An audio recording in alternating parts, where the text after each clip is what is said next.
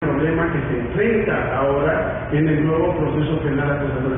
Luego ya veremos cuáles son las salidas que se dan para que esto se pueda aminorar y tener esta garantía de libertad como uno de los baluartes a proteger.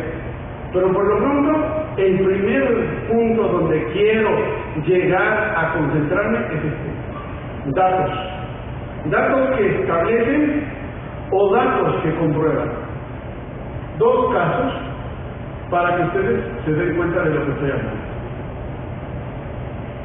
El día lunes y martes estuve en Amatlán, cerca de Córdoba, Veracruz, en el interior del reclusorio. Y bueno, pude observar varias cosas, entre eso es lo interesante de no solamente leer lo que dicen los libros, sino de entrar y ver cómo funciona. Y resulta que allí, bueno, hay una serie de cosas, pero el punto es el siguiente. Recordé que en una ocasión, en un seminario que se daba entre peritos de Coatzacoalcos, un perito nos narró lo siguiente. Refiere que en un pueblo que se llama Aguadulce, cerca de Coatzacoalcos, es una zona pobre, donde las casas son de madera, donde están muy pegadas unas a otras, por tanto se escucha todo lo que pasa con el vecino. Los vecinos ya se dieron cuenta que el señor llega y en ocasiones ofende a su mujer. Hay otras veces que además le pega. Y en algunas le imponen la cópula de manera forzada. Las vecinas indignadas ya fueron y le dijeron: amiguita, no te dejes, ve y denuncia al desgraciado. Va la amiguita, va la vecina, armada de valor, y denuncia los hechos. El Ministerio Público encuadra este hecho ¿en qué delito? ¿En qué delito? Violencia intrafamiliar, nada más. Violación, nada más. Lesiones, nada más. Bueno, ya se pueden hacer ahí el Código Penal. Estos son los primeros problemas que enfrentamos los abogados al momento de realizar el llamado juicio de tipicidad, en donde se encuadran los hechos.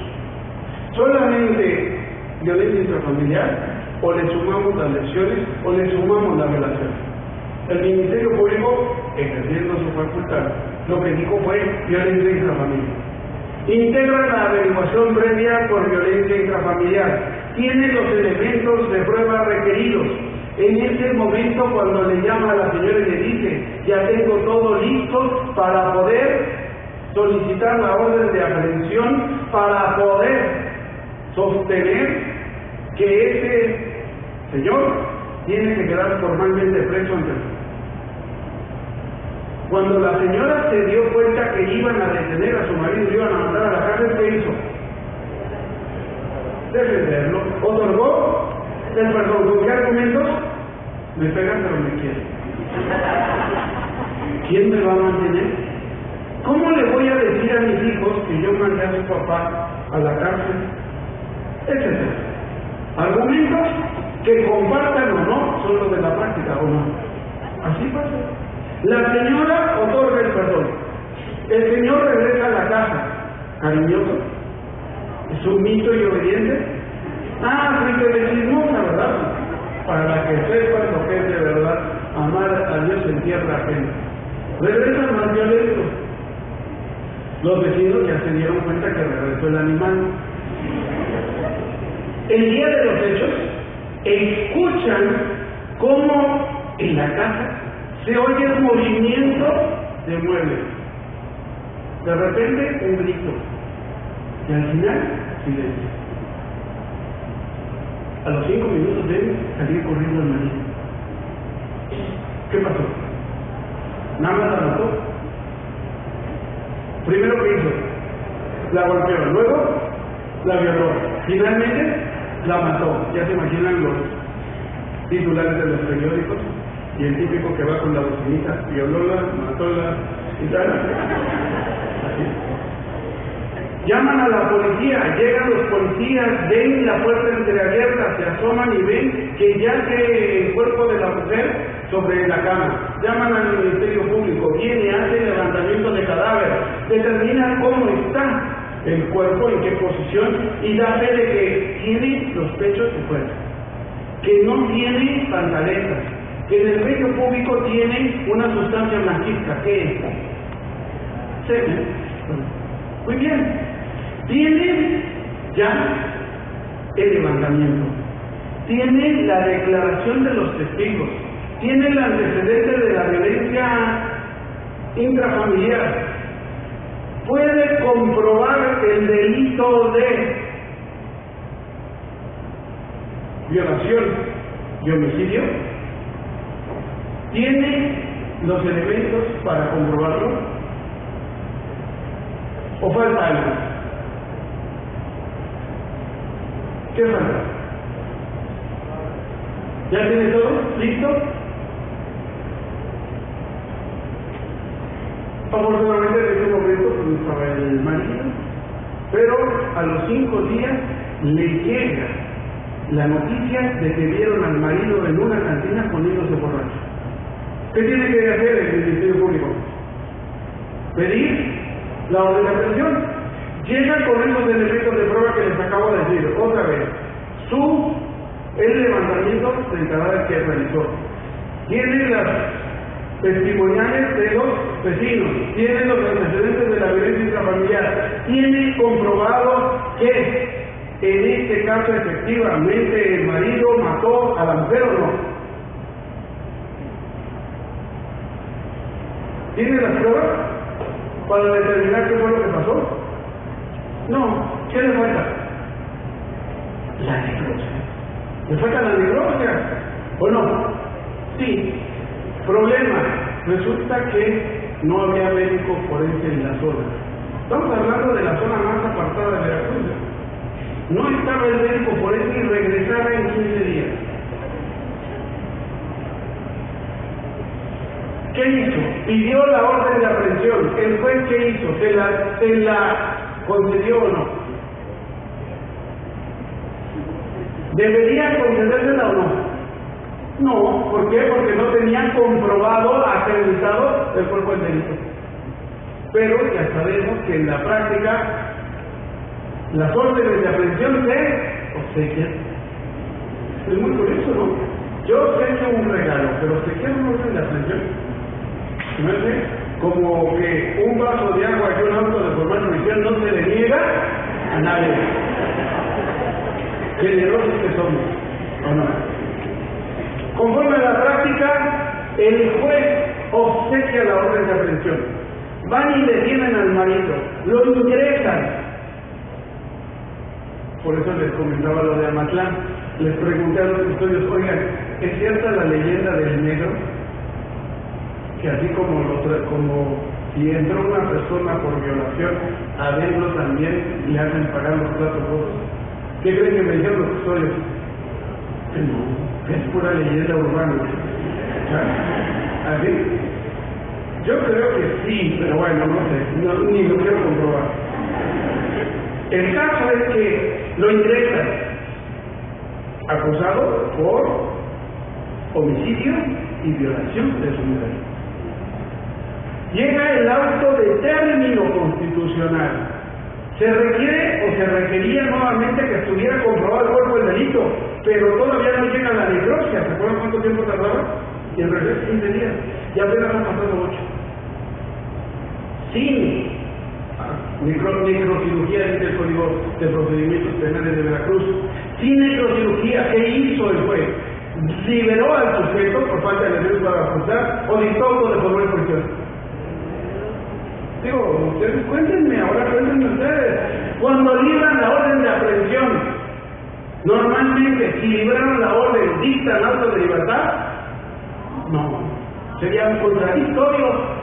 ¿Cómo pudieron librar la orden de aprehensión si no hay elementos suficientes? Normalmente, en la práctica, digo, está bien que están videograbando y todo, pero háganse cuenta que no está. Normalmente si llegan la orden de aprehensión, dictan el auto, ¿o no? Sí. Así es. Dicta el auto de formal prisión. ¿Cuántos días lleva? 8. ¿En cuántos días llega el forense? 15. Llega el 15º día. ¿Cuántos días lleva ya dentro el sujeto? 10. El viernes. ¿Se presenta el médico? No. De Veracruz. Veracruz, la vida es corta y además no importa, hay que... Sábado, domingo, lunes, 13 días. Se prepara a hacer la necropsia. Y esto contado por el mismo médico forense, no era de segunda mano, lo estaba diciendo en este congreso. ¿Cuánto tiempo cree que se tardó en hacer la necropsia? Necrocirugía. ¿Horas? No. 2 días. ¿Fue rápido o lento? Depende, ¿verdad? Depende. Todo tiene sus tiempos. ¿Cuánto tiempo se tardaron en hacer la necropsia de Michael Jackson? 3 meses. Los gringos se tardaron 3 meses. El único que al día siguiente de muerto sabía de qué se había muerto fue Felipe Calderón. ¿De veras? ¿Me dicen? En un evento público, en el Día Nacional contra las Adicciones, salió ante el público y dijo: llama la atención que una figura de talla internacional como Michael Jackson murió de una sobredosis. Uno se queda sordido, todavía no sabe. Sí, ya sabía. Él ya sabía. Por eso le intentaron a dar clase a Harvard, ¿no?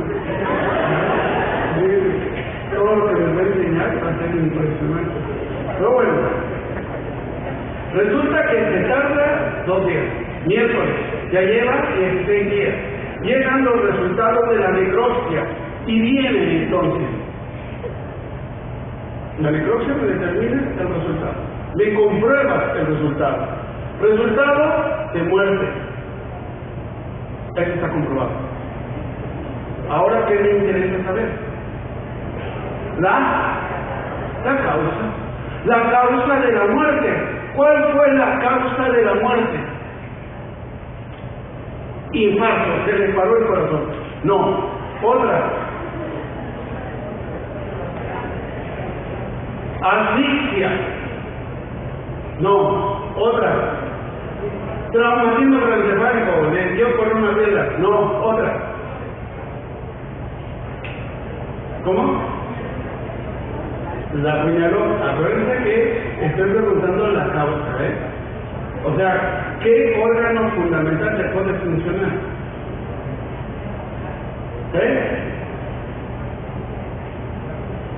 No, infarto no, asfixia no, traumatismo craneoencefálico no, estallamiento de un aneurisma cerebral. Estallamiento del aneurisma cerebral. Esa fue la causa. El cerebro tiene ramificaciones, terminan en una especie de muertos. Si uno de estos bulbos revienta, entonces viene el derrame cerebral, que es mortal. La pregunta ahora es: ¿por qué tuvo estallamiento del aneurisma cerebral? Porque hubo una subida altísima de presión arterial. Esa fue la causa. Ahora la pregunta es: ¿por qué se le subió la presión? Porque era hipertensa. Ahora la pregunta es: ¿por qué siendo hipertensa se le sube la presión al grado que le está en el aneurisma, al grado que se muere? ¿Cuál fue la causa? Porque alcanzó el orgasmo. Alcanzó el orgasmo.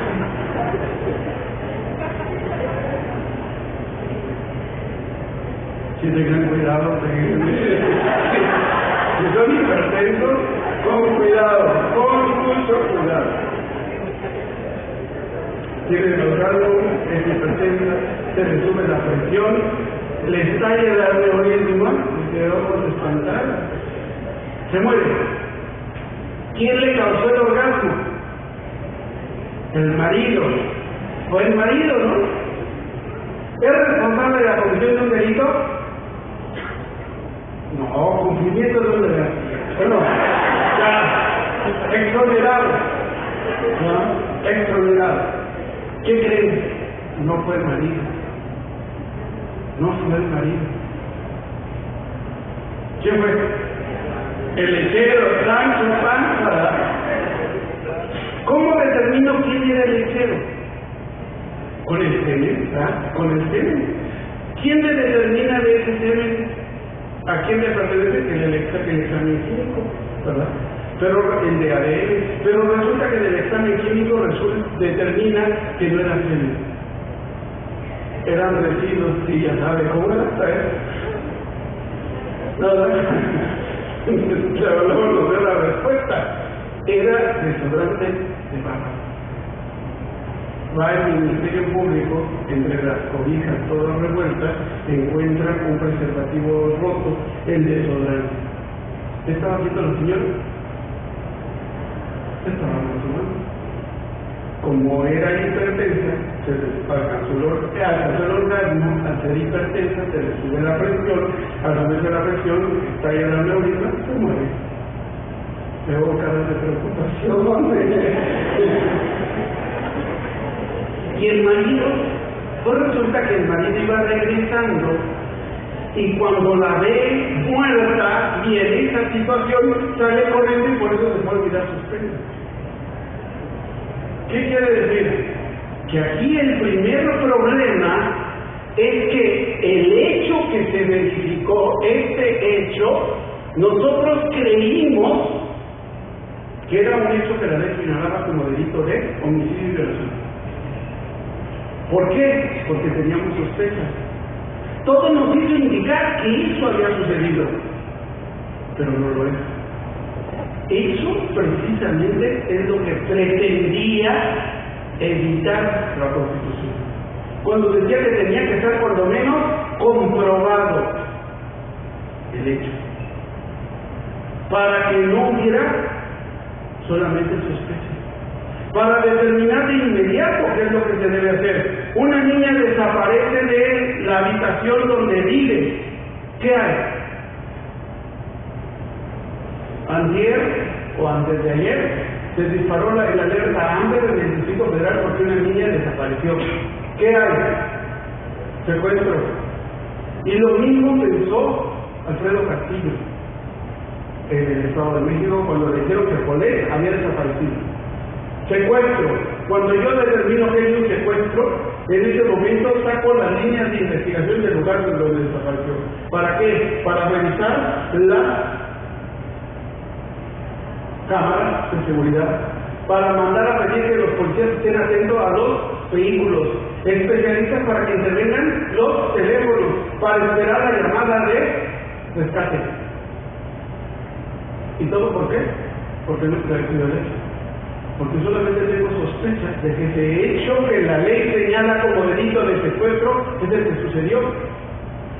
Aunque haya sido cierto lo que después nos dijeron que fue, no es decir, no es decir, creamos o no, en lo cierto es que se perdió tiempo.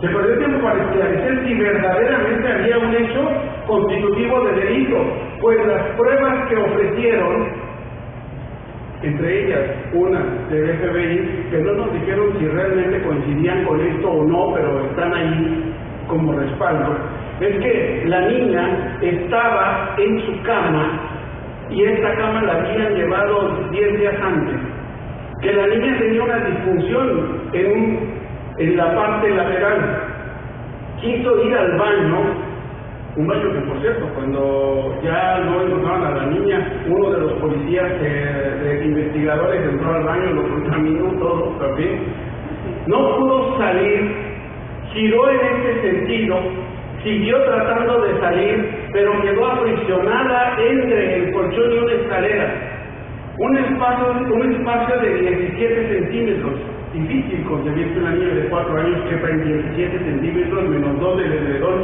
15.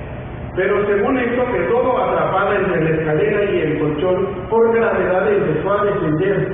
Al quedar con el colchón enfrente, sufrió apnea, lo cual le provocó finalmente la asfixia. debido a la masa corporal que tenía, que por su constitución física con poca grasa, no hubo una descomposición muy rápida, que debido a una temperatura más o menos siempre estable por las condiciones del lugar y por el encapsulamiento que generó en las sábanas y el edredón, no se dio esa rápida descomposición ni la salida de los olores fétidos característicos de un cadáver, que por esa razón nadie lo vio, nadie supo, ni la reportera de la misa, nadie se dio cuenta.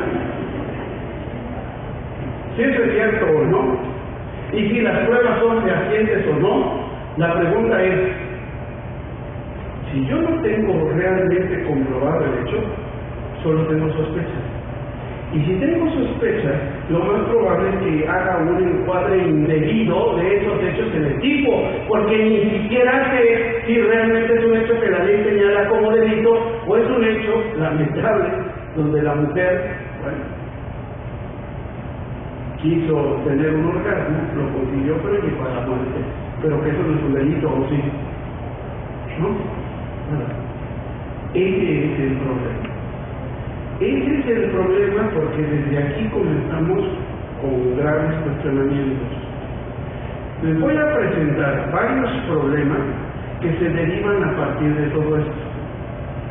Nada más que fíjense una cosa, a pesar de que no les he dado un concepto de cuerpo del delito, a pesar de que solamente les he dicho que hay una confusión entre una figura procesal y una sustantiva, la ley, con todo y lo mal que fue hecha, algo así nos decía. Y es que cuando llegaron y nos describieron lo que se entendía por cuerpo del delito después de la reforma de 1999, en el Código Federal de Procedimientos Penales me dijeron: cuerpo del delito se entiende el conjunto de los elementos objetivos. Solamente me voy a quedar con eso, luego voy a explicar por qué. Solamente me voy a quedar con eso. Dice: elementos objetivos externos que constituyen la materialidad del hecho que la ley señala como delito. Díganme, esa frase que ustedes la han leído 1000 veces, díganme cuántos enunciados tiene.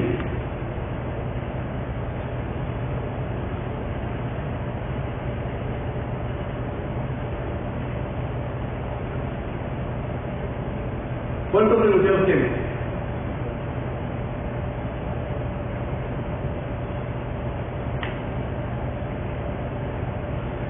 Vamos a ponerlo con un ejemplo. Aquí tengo esta puerta. Imagínense que la puerta es de cristal. Imagínense que este es un tabique. Tomo el tabique y la lanzo y rompo la puerta. Díganme, ¿qué hay? ¿Qué hay? Un daño en propiedad ajena, ¿sí o no? No escucho. ¿Sí o no? Y no sabe. Y no sabe. ¿Por qué? Porque yo no les he dicho si esa puerta es mía o no. Y si la puerta es mía, ¿hay daño en propiedad ajena? No. No, ¿por qué? Porque resulta que uno de los derechos del propietario es jus frendi. Jus abutendi. Lecciones de derecho romano. Frendi, utendi, abutendi.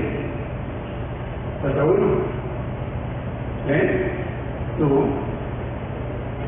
¿Verdad? Vincandi, que significa que el dueño de la cosa tiene derecho a disponer, usar, pero incluso a destruir, no solo disponer, sino destruir la cosa. Son los 4 derechos de un propietario. En este hecho solamente se fueron con la sospecha de que esta puerta era ajena. Sin saberlo, determinaron de inmediato que era un daño. Esto es lo que quería evitar esta definición, que la hemos leído, pero teníamos que haberla razonado. Está conformada de 2 enunciados. La primera es un hecho externo que constituye la materialidad, su materialidad del hecho. Lo externo es lo material. Esta es la primera parte. El hecho materialmente hablando, es todo. Segunda parte, que ese hecho, la ley lo señala como delito. ¿Qué es lo que nos estaba diciendo de entrada a este artículo? Primero esclarece el hecho. Luego ya determina lo que el derecho dice, si es que eso es un delito o no. Pero primero ten claro el hecho. Eso está encerrado ahí. Vamos a esclarecerlo. Aquí, sobre la base del hecho material, nada más, ya sin la actividad o no, solo sobre la materialidad del hecho. Díganme qué hay aquí en el ejemplo que puse.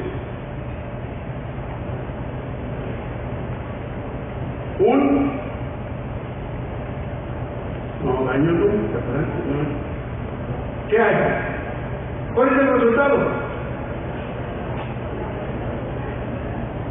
Una puerta rota. ¿Eso es? Acuérdense que vamos a hacer el hecho, no el derecho. El hecho es lo material. Materialmente, daño no existe. Esa es una calificación jurídica. El resultado es una puerta rota, ¿de acuerdo? Por tanto, entonces, resultado, puerta rota. Díganme, ese es el resultado. ¿Cuál fue la causa de que se rompiera la puerta? La conducta de lanzar la piedra. ¿Sí o no? ¿Sí o no? No. No. Y aquí es donde empezamos con todos los graves problemas del fondo. Porque me estoy yendo ya al comportamiento de lanzar la piedra. Pero esto no es así. ¿Por qué? La puerta está rota por el impacto. Esa es la causa. Esa es la causa por la cual se rompió la piedra.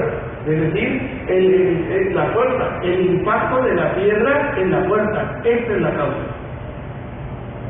Pero esta causa, a su vez, es el resultado de una causa anterior. ¿Por qué se impactó la piedra? Porque yo la lancé, ¿sí o no? No.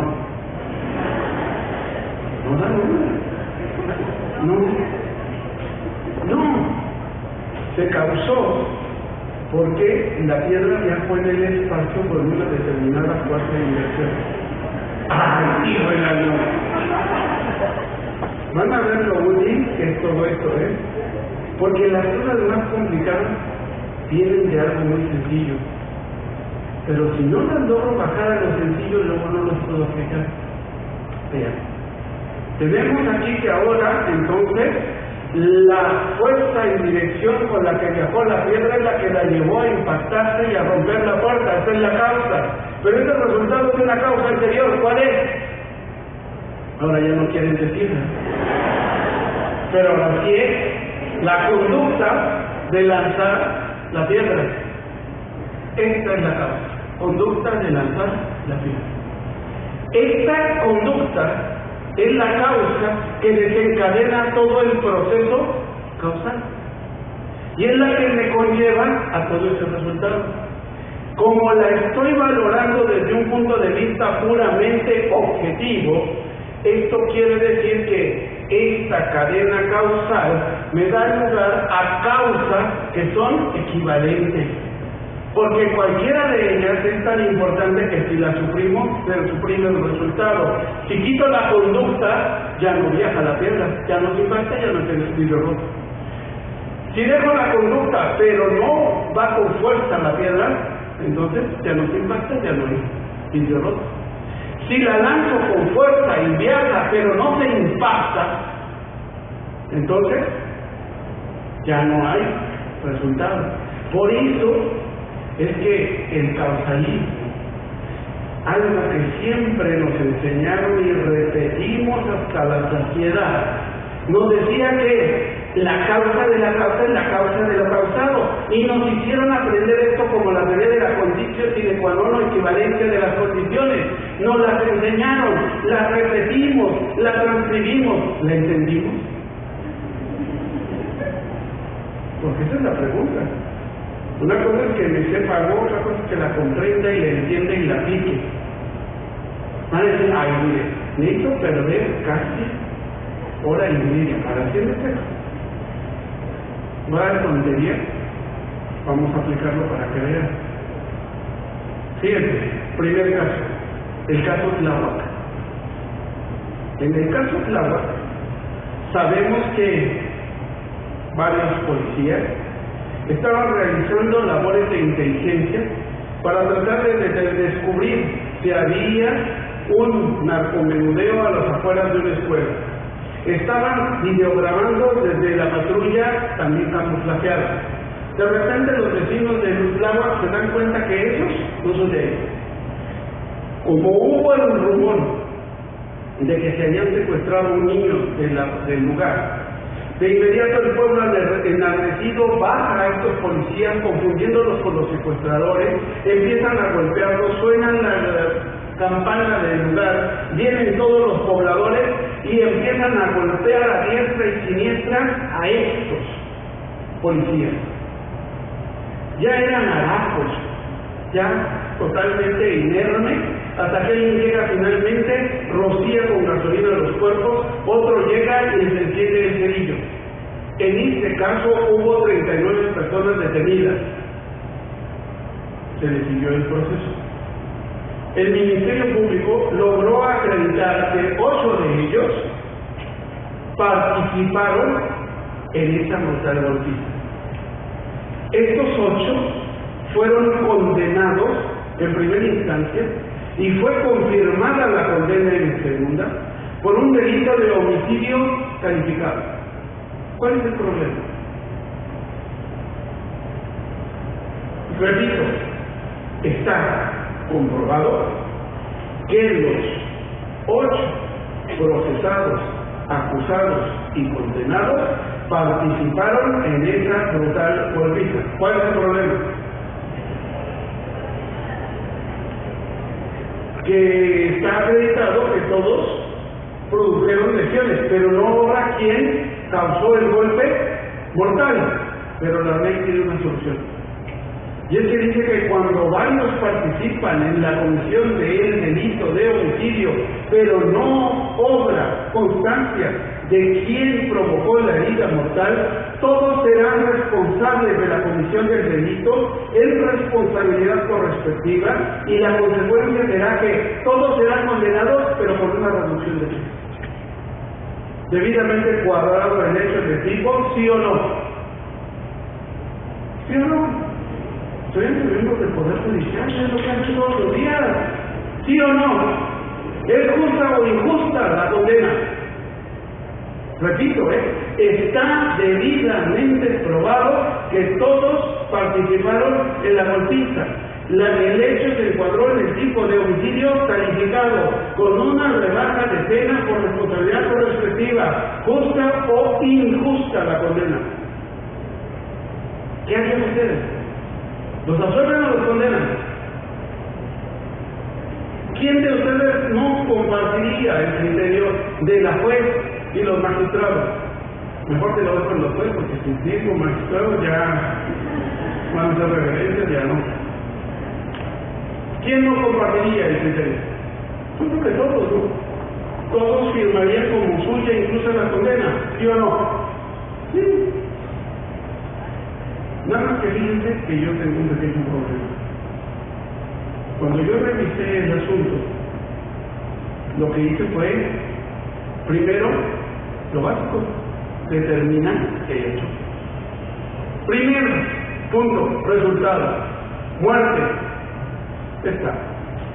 Lo compruebo con la necropsia. Está. Lo compruebo con los testigos. Dice que sí. Lo compruebo incluso con la confesión de alguno de ellos. Sí. Muy bien. ¿Qué sigue? ¿Qué tengo que determinar? La causa. La causa. La causa de la muerte. Problema. Según la necropsia, la causa de la muerte fueron las quemaduras internas que había en los cuerpos de los policías. ¿Qué quiere decir? Que estaban vivos cuando fueron quemados. Que ese fuego entró porque lo inhalaron del cuerpo que estaba siendo quemado. Estaba quemándose por la ignición que hubo de la gasolina con el cerillo. ¿Hacia dónde me lleva esto? Hacia la conducta de quien le roció la gasolina y le encendió el cerillo. Y yo les dije que estaba probado que los 8 condenados habían participado en la golpiza. Pero también aquí está demostrado que ninguno de ellos le roció y ninguno de ellos les prendió el cerillo. Y de eso no se dieron cuenta ni los jueces, ni la juez, ni los magistrados, ni el abogado defensor, ni el Ministerio Público. Me van a decir, bueno, pero entonces busquémosle ahora por las lesiones o por la tentativa de homicidio. Otro problema. Pero la condena es injusta. Es injusta porque por otro delito sí, pero por eso no. Está mal encuadrado el hecho en el tipo, porque no se trata ni de un homicidio calificado y menos de responsabilidad correspectiva. ¿Ven ustedes? Y este problemita que viene del sistema clásico desde 1881, tenemos más de 150 años con esto y tenemos muchas fallas ya nada más con esto. Caso Kalinga, Colosio, Posadas Ocampo, presunto culpable, Rubí, son casos dentro de miles que les puedo presentar que solo con esta lección podríamos llegar a una conclusión totalmente distinta. ¿Por qué? Porque aún con todas las confusiones de lo que era cuerpo del delito, elementos del tipo penal, confusión entre cuerpo del delito y elementos del tipo penal, lo cierto es que lo primero que debo tener o tratar de tener claro es qué fue lo que sucedió. No le busquemos terminologías de tipo cuerpo del delito, o sea, lo primero que tengo que tener más o menos claro, y lo mejor es tenerlo bien claro, y lo ideal es tenerlo bien comprobado, es cuál fue el hecho. ¿Cuál fue el hecho? Y ese va a ser uno de los principales problemas a los cuales nos vamos a enfrentar. Les voy a poner un caso para que ustedes sigan viendo la importancia de todo eso. Ya tenemos el caso Olé, ya tenemos el caso Agua Dulce, ya tenemos el caso Tláhuac. Ya vamos, no con ejemplos de Alemania, que también les podría traer, o de España, que también podría traerles, sino casos mexicanos. Para que nadie venga y diga, no, bueno, usted porque estuvo 10 años en Europa y se va a ir otros 2 y allá nada más se pone a pensar en viendo la selva negra. No, eso es aquí. Eso es aquí para ver dónde estamos fallando. Caso Kalinga. También hay que ponerle sabor al caldo, dicen por ahí. Caso Kalinga. Por cierto, no creen que todo esto se los cuento porque lo oí con Pati Chapoy o el Cepenosa, ¿no? Todos estos asuntos yo reviso los expedientes, no porque lo oí o lo creo, no, yo tengo los expedientes. En el caso Kalinga, según las declaraciones de Tañí, voy a atender primero las declaraciones de Tañí. Dice que la contrataron para fungir como edecán en un evento que se iba a hablar en el Buda Bar, en donde Kalinga iba a ser el DJ, ¿no?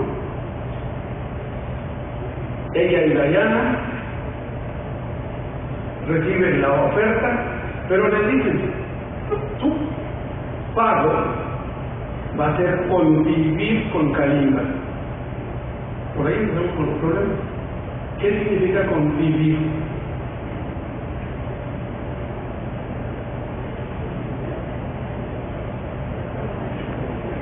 Si llega el señor juez y le dice, vamos a convivir esta noche. ¿Qué significa convivir? Salir, pasear, tomarse de las manos. Claro, es la noche romántica. Bueno, ahí se interpreta. Supongo que va a ser convivir con Marcari. Ella se acerca. Llegan, están en el evento del Budabar, cada una del lado de la tornamesa. Son las 12 de la noche, ya se acaba el evento. Kalimba les dice, oigan, ¿quieren venirse a festejar el cumpleaños de uno de los miembros del staff? Y ellas dicen, sí. ¿Por qué? Se suben a las camionetas, se van al hotel de Grand Marlon, donde estaban alquiladas las habitaciones 201 y 301.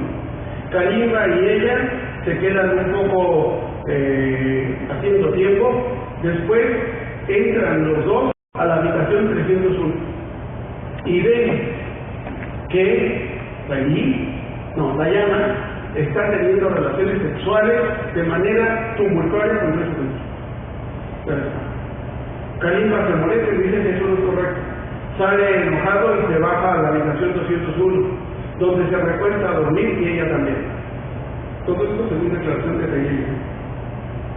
Están dormidos y sobre las 6 de la mañana es despertada de manera abrupta por Kalimba, quien la somete, le pone un codo en el pecho, le baja los mayores y las pantaletas y le empieza a imponer la cópula por mucho tiempo.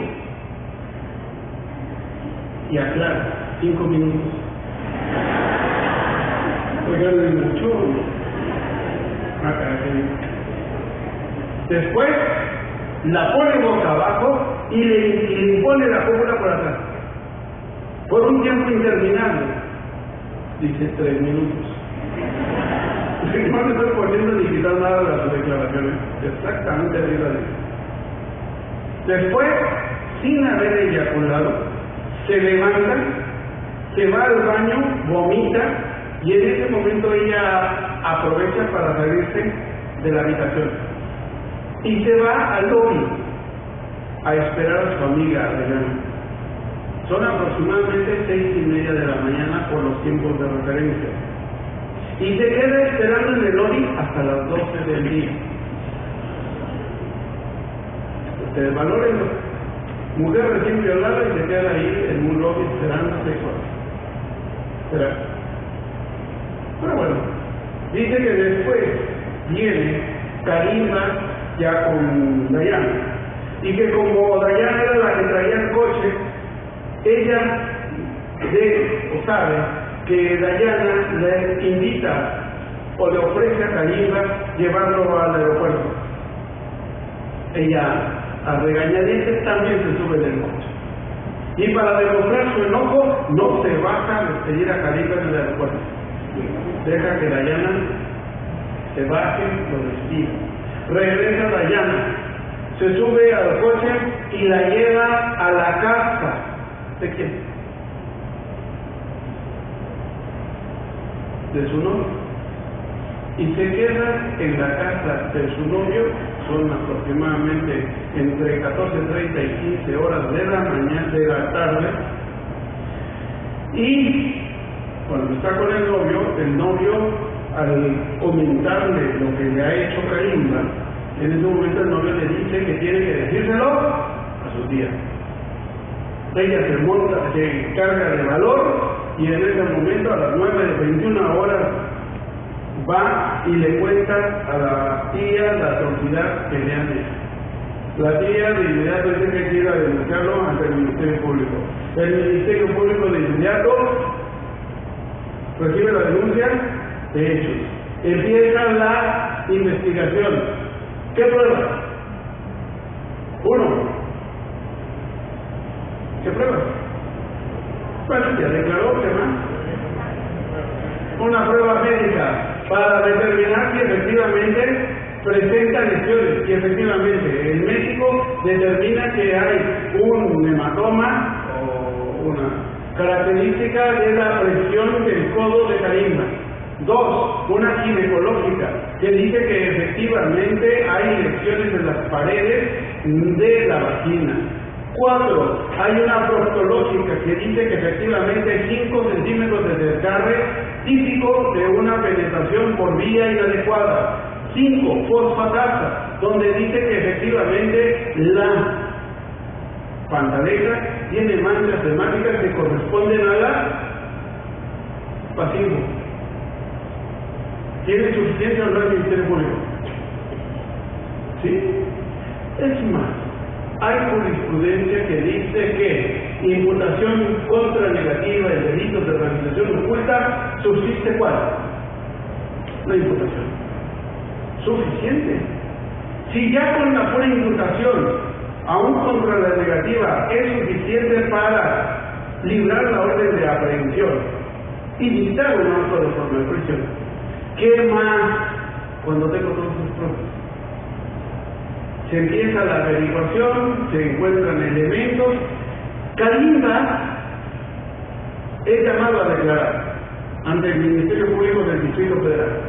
Y en su declaración que presentó por escrito en 14 páginas, lo único que nos interesa es una parte, un párrafo, que dice que él invitó efectivamente a Dayana y a Daimí a ir a la fiesta, que llegaron al Hotel Grand Marlon. Él descendió de las camionetas y se fue a dormir, que nunca tuvo dormir. ¿De acuerdo? Y ya saben, otra vez, imputación contra negativa, subsiste imputación, más con todas estas pruebas donde efectivamente hay todos los elementos para considerar que hubo violación. Perfecto. Libran la orden de aprehensión, lo llevan a Quintana Roo, salen las FAN diciendo calibre, inocente, medios por todos lados. ¿Qué hace? ¿Cómo fue? Libera como a este médico colombiano que acaba de ser liberado después de haber matado a los 2 ladrones. Porque tengan en cuenta una cosa: el primer acto de defensa contra el primer ladrón es legítima defensa. Y el segundo, ¿qué? Si ya estaba saliendo del lugar, si iba corriendo y le dispara por detrás, eso es legítima defensa. Pues, ya lo liberaron, le dijeron que era legítima defensa. Eso es el derecho criminal de fondo, ¿no? Pero apenas estamos en el principio. Entonces, resulta que la FAN afuera, gritando. El defensor pide duplicidad del término. 144 horas. Sabemos que normalmente por estrategia de defensa, cuando tengo más elementos para aportar, para determinar que no es responsable penalmente, pido la extensión. Muy bien. La prueba fundamental en este caso, la reconstrucción de hechos.